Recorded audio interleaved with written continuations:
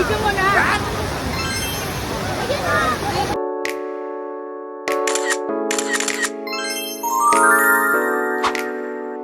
Yo guys! So ito na nga ang first share ko lang vlog ko. Huy! Grabe naman yun. So around 5 AM nga ng umaga ay sakay kami kay Travis papuntang Lucban, Quezon para bisitahin namin ang RGD family. But of course, sa init ng panahon ngayon, naisipan namin na magpunta sa ilog kung saan singlamig ng tubig mula sa ref ang liliguan namin. Bongga, diba? Grabe talaga ang init ng panahon ngayon, no? Di matawaran. Kaya naman, naisipan namin kumain muna ng ice candy at yung iba ay hindi pa huhuli sa pansit habab ng Quezon. Haba ba naman ang biyahe namin? Hab-hab pa more. Hab-hab pa more. Ang bongga talaga ng pamilya ko to, wala silang kaarte-arte sa katawan. Nice one. Pababa na kami ngayon papunta sa ilog pero may mga lalaki nakaharang sa aming dadaanan. Hala, yung kanin natapon, sayang naman. Guys, ingat kayo sa mga dala nyo ha, baka mamaya wala na kayong makain dyan. Huy!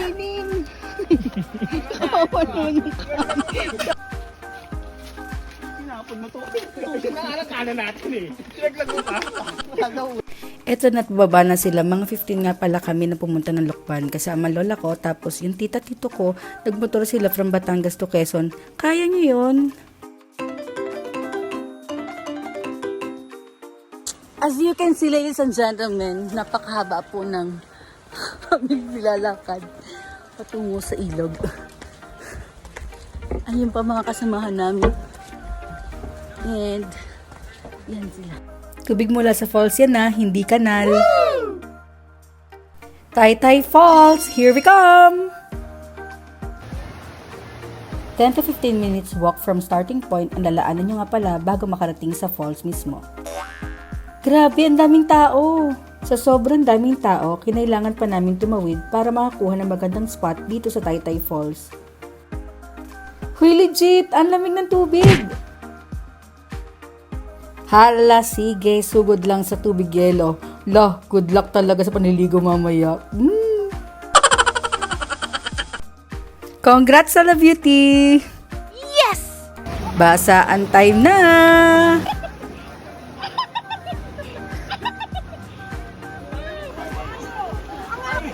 Ang Taytay Falls nga pala ay matatagpuan sa Barangay Taytay, Mayhay, Laguna. And according to Mayhay Mayor Romeo Amorado, interviewed by Philstar.com, during the Spanish period, this is the summer capital of the Philippines because the climate is very cold. Mayhay is one of the early Spanish settlements. It was discovered in 1571, 50 years after the Philippines was first discovered by the Spaniards. Wow! Hi, ang ganda pagmasdan nitong falls oh. At ayun na nga, nakita ko ang mga pinsan at titos ko, kaya naman nag-swim na ako papalapit sa Taytay Falls.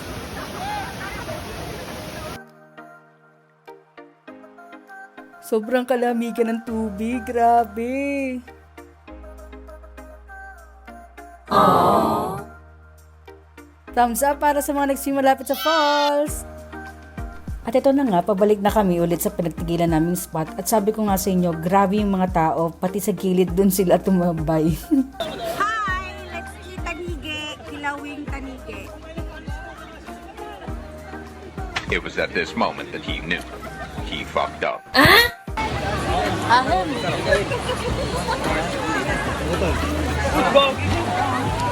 Ahem. So now we're going home na. At talaga pong nakakapagod ang araw na ito. Pwede na! Sobrang layo. Pero worth it kasi ito namin yung falls.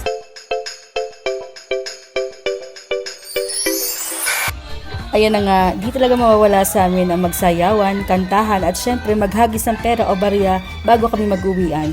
Kumita ata ako niyan ng mga kulang-kulang 200 pesos. O diba?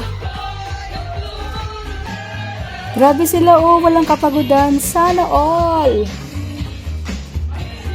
Maraming salamat sa panonood, people. Nood ka ulit next time ha. Mwah!